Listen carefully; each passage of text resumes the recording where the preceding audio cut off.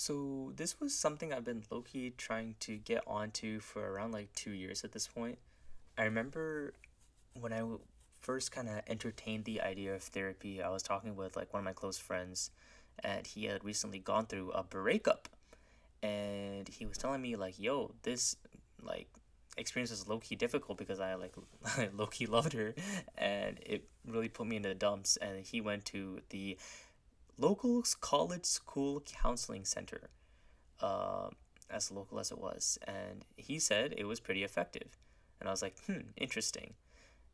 For me, therapy has been some kind of thing that I've been like kind of interested in, like in the ether of like ideas where it's like it was kind of putting my pride aside and kind of saying like, yo, I'm just gonna like do this for my own like improvement of the self, where I get better emotionally, rather than like not strength of body, but also like strength of mind and emotions. Whenever other stuff that I didn't fully understand, but really did had genuinely wanted to understand. Um, and so there I was. I was, first day of senior year.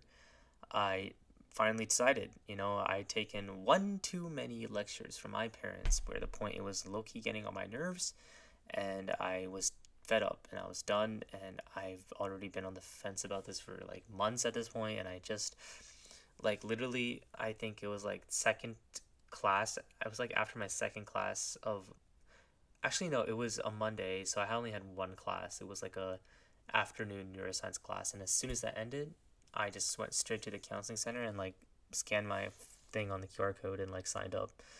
I had to do a bunch of like papers. I like paperwork, like online paperwork, which was like low key annoying, but it is what it is. It took like 30 minutes to do, and then after that they're like, yeah, we'll send you an email, uh and to let you know what the next steps are. And I was like, all right, whatever. So I go home, and a couple of days later, they're like, so yeah, so we have to set you up with the kind of like a what an interview kind of thing where they would like talk to me and like match me with a therapist. I'm like, all right, sure, whatever.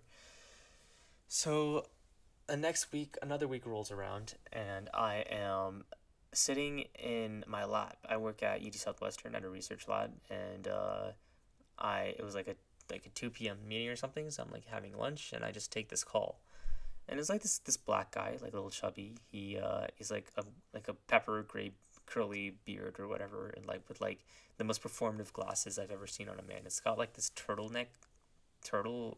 kind of pecan pie glasses. I don't know, man. It was a crazy look, but this is the kind of people you deal with when you are when talking to therapists. I guess I don't know. They're all kind of like low key, like that artsy kind of weird vibe. But yeah, we he asked me, like a bunch of stuff that I already filled on the form, but no one does paperwork, so it's understandable. At least no one reads the paperwork. So yeah, I guess just tell all these things to him again.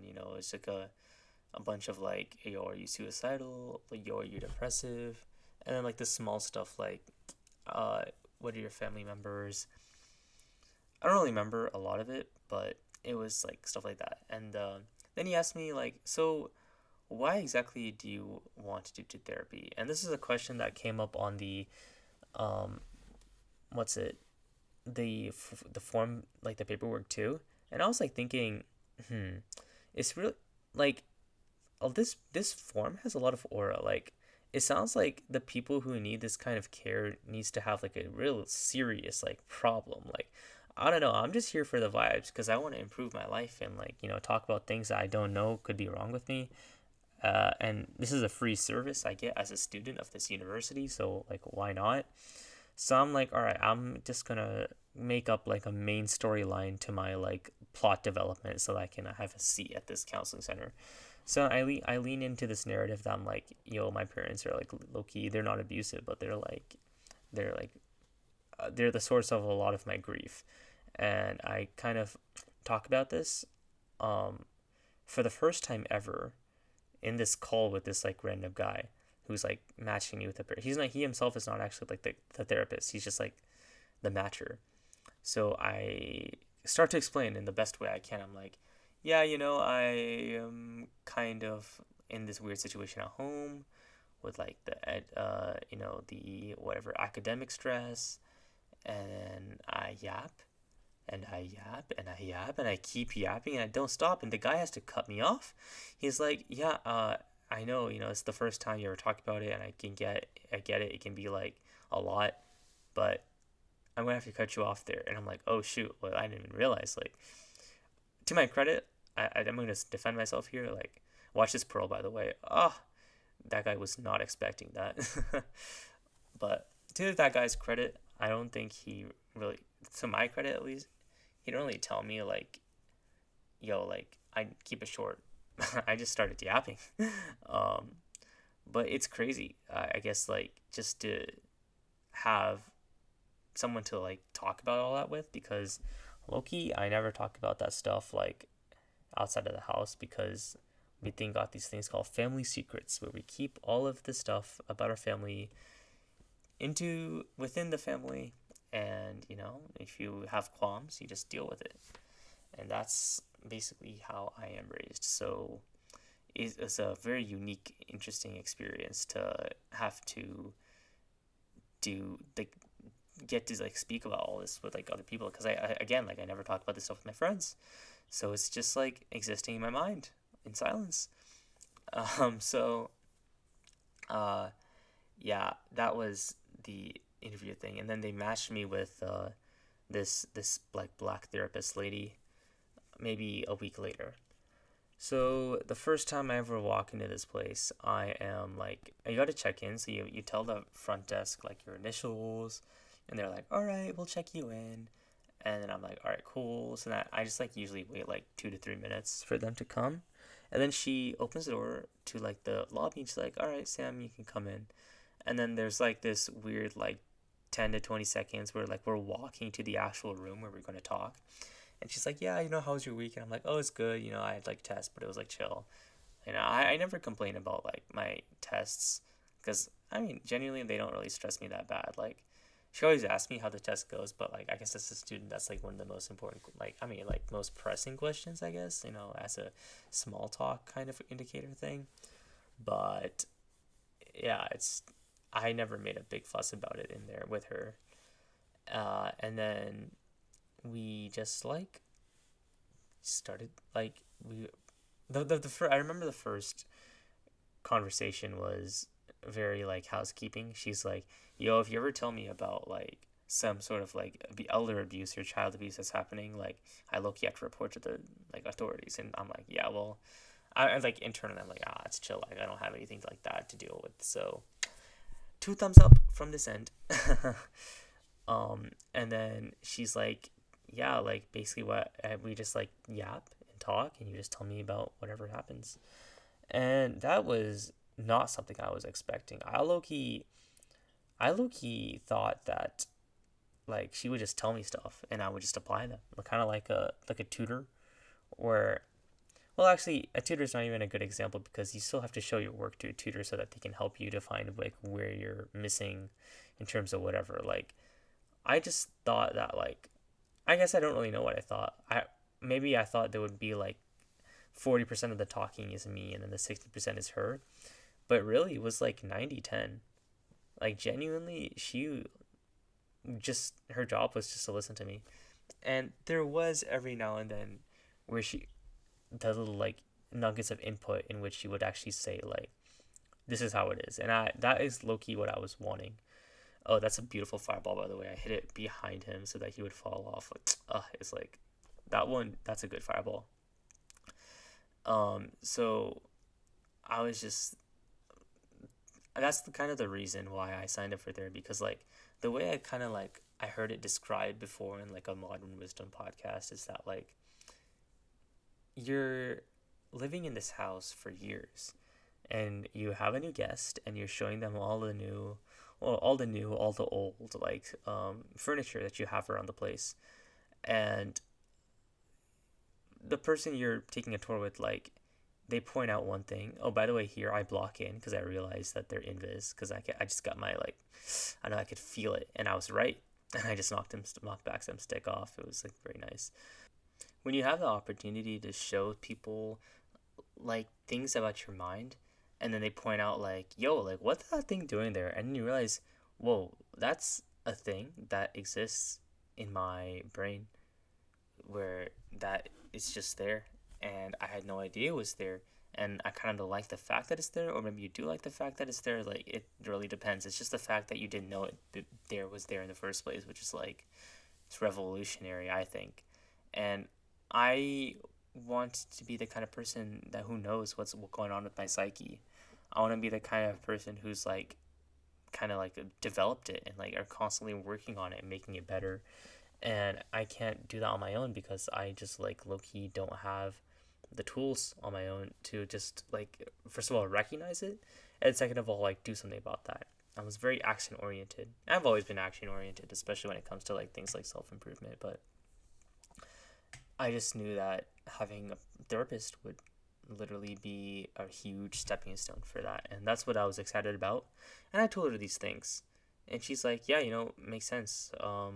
That's I something that she can definitely help with." And help she did. um Obviously we spent a lot of our first couple sessions talking about like my parents, because that was like the premise, I guess, of what I wanted to like dig into. And I suppose like as sessions went on, we were allowed to talk about other stuff. It was just like I I began to understand that only after a couple sessions in, where it's like, as her client, she has to take like my whole like picture into consideration, like all the parts of who I am. And it's also the thing that surprised me of like me having to talk a lot more than she did, which meant like I could genuinely talk about anything that would be relevant to bring up in the context of like therapy. Like, it didn't just have to be that one situation that I signed up for. And she tells me, like, I'm not the expert of your life, you are. And she says, as the therapist, if all my patients are the experts of their own lives, how would I know what would be best for them other than them? She says something like that, but it kind of makes sense. Where, how do I expect this random lady to know what I'm supposed to do in my own situations, or what is even available to me as an option? I remember I went in with the goal of like wanting to have a better relationship with my parents. And this is something everyone kind of knows intuitively, but that idea of a relationship being good or strengthened is a two-way thing. And yes, obviously, there are still places in my end that are extremely lacking. But it feels like there's not much effort into being understanding on their end either. And it hurts. And that is something that I have to deal with and I go through, and that's something that I don't think I would have admitted before therapy. But I would, tell her, some of the things that me and my parents like talk about, the things that I usually go through at home, and she's like, yo, like, I remember, like, I told her this one story that happened, and this was around like our fifth or sixth session. Like, I basically, and no, I'm not gonna say 6, 7, even though I just did. I'm not gonna say sixth or seventh session. Okay, like, calm down. Okay, I know you're thinking about it. Calm down. Okay. um, I was out with my friends and we were at the gym, and I was messing around with them. I uh they carried me into like their car. Well, actually no, like they were trying to convince me to go uh out to get snacks with them, like, like this one like Indian samosa place or whatever, and I'm like, nah, I gotta go. And they were like blocking me from my car, so I tried to juke them, but I had like terrible shoes on and I stepped on a curb, so I like low key reawakened the pain in my ankle. So that was not fun. And I could not walk. genuinely could not walk for that entire rest of the evening, and they like threw me in their trunk and they took me to the snack. And when I got home, my parents were like super mad that I broke my, well, not broke, but like hurt my ankle, and there were more details, but I low key forgot because for some reason I just forget whenever my parents like act up. But um, yeah, they I told her about the situation, and she's like, "Yo, that effing sucks," and she's like, low key said the F word, and that was really surprising. Not just because like she cursed, but also but like mostly on the fact that like someone outside the plot, like someone who is looking outside in, like thinks this is like a crazy situation and thinks that this isn't normal and thinks that like they think that it sucks. And I just like I hear that and it feels like it goes out the other ear, even though it sits right in my chest. Like the fact that she thinks that. And something that she always asks me is like, "Yo, how does this make you feel?" And I always struggle with this because I take a long time to pause and think about it, and like really ponder, like, how does it make you feel? And this is like one of my tendencies. I tend to over intellectualize things. Uh, there's literally a YouTube video on this channel about that. And I would tell her like, "Oh, I'm taking a long time to think about this because I'm trying to look for the most precise word. I don't want to use like the simple words like mad, bad, or sad." But she said like, "Yo, if that's what it takes, like just use those. It doesn't matter if you there's like the perfect like language for whatever situation you're going through. Just like say it and accept it." And I would just think like, I, I it's, I could try. I mean, I sure. Now when I look back on it, just putting a name on the emotions is just it's better than just what I was doing, which was just pushing them aside as normal, which is another tendency I have. My therapist caught on pretty quick that I tend to just like brush off like crazy situations that happen at home or otherwise, just like quote unquote normal. I'm just like, oh, I just like, haha, I just kind of laugh, but it's like, oh, they said this again, like, ah, haha, silly, like, it's fine, like, people go through this all the time, and it's the point wasn't is that if wasn't that it was normal or not. The point was like you have to face the fact that you are feeling something toward it in the first place, and she didn't say this, but I feel like it is the path eventually to like heal, to get better, and maybe hopefully one day like improve the relationship with the parents in the future. But like the first step is to like low-key like forgive your own circumstances, like feel regulated in a certain way in the present. And that regulation only comes through facing what the emotion is. And it's like a core window into our humanity, like having emotion and using emotion as a driver for making decisions and uh like relational business and like within the mind, like like the relationship you have with yourself, like all these things is like she didn't say this, but I believe it goes through like our emotions. And that's pretty crazy to think about, especially on a neurobiology standpoint. um but it's hard, bro. It's so hard to first of all want to talk about emotions, but also just like to sit there and like say it. It I the the lucky part is that I never felt like shy about saying my emotions. It was just hard to bring it up.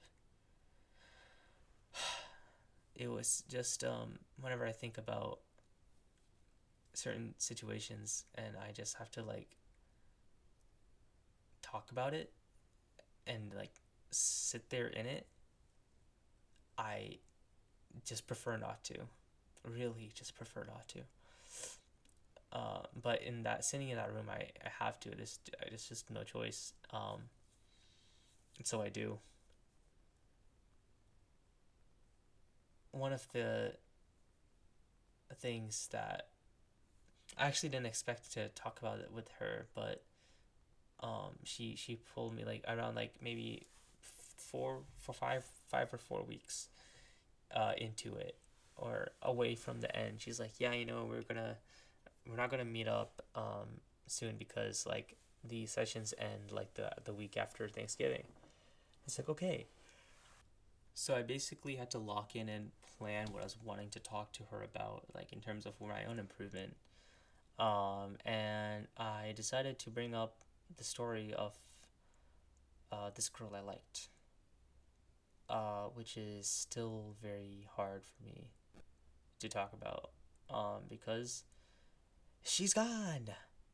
She's gone, and I don't think I'll ever see her again. And I really did like this girl, and that's probably a story I'll tell you guys at some point. I've been meaning to tell you guys about the story for years, but I just haven't gone around to it. But it is one of my very deep regrets. I always say that nothing really phases me, and even this, like with her, it really doesn't like phase me. Like nothing. Like when I say phase me, I'm talking about like PTSD level, like scars, like mental scars that that really like I think like nah, like nothing's really affected me like that in my life.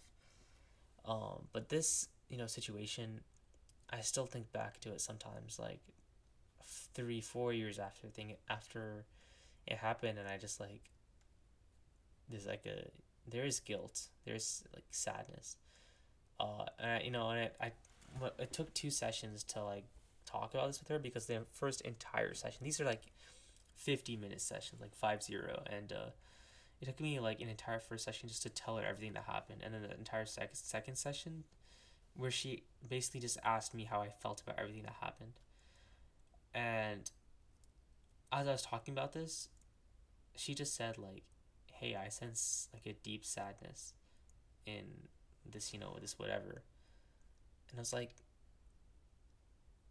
maybe, you know. Um, and she looked at me like, because we only had like a couple minutes or like 1 minute left in the session, and she's like, "Hey, do something nice, like take care of yourself today." And I'm like thinking, yeah, of course, yeah, sure. And I was like, oh, wow, that's crazy. Like she just said that. Um, but it, I mean, like, did the did therapy overall provide me with tools? Oh, this is my cinematic, by the way. I hope you enjoy this. This is me cooking this red kid. Oh, look how cinematic it is. Oh, I'm cooking him. Ah, oh, look at this aura. Ah. I mean, at the end of the day, like, did this whole therapy, like, it did so much so significantly, like, help me for the better, like, impact me in such a, positive way. Because now I'm, like, learning to think about feelings, like, feel feelings, which is good. It's the kind of person I want to be. It's the kind of father I want to be. It's the kind of husband I want to be, that is being healthy of the mind, of the emotion. It's a fundamental aspect of my humanity and my health. And I am planning to return to therapy at some point. It's just like I just need a break right now, man. It's so difficult. It's hard, and I just want to breathe for just a bit. I don't know. Maybe I'll hop in again, like in a year. Obviously, without the free UTD resources, I'll have to like pay for it or something. But I need to. Uh, and I want to. Hopefully, I can do like a couples therapy thing too. I think that'd be very interesting. Um, During my time doing therapy, I didn't tell a single soul about it. I would just like be walking with my friends, and I just like disappear into like one of the buildings to the left, like every Tuesday. We'd walk together, and I just like slide to this building, and they had no idea what I was doing. and that changed after, because I decided I would tell people after it ended. And the first person I told was my coworker's girlfriend. We were all meeting up at this book signing event, and uh, this girl was like super nice, and like we talked, and uh, we were talking about Substack, and turns out she actually owns a Substack. And I was like, oh, cool. I got my phone out, like, ready to type it out. And she was, like, surprised, like, oh, you really want to, like, read this Substack? I mean, sure, I guess. And so, like, I read it. I got it. And then a couple days later, I read it. And I was so, like, shocked by the uh, exposure, like, I guess, like, the rawness of these Substacks, because she would talk about, her family. And, like, one of the things is that her family hated Christmas music. She came from, like, the divorced household.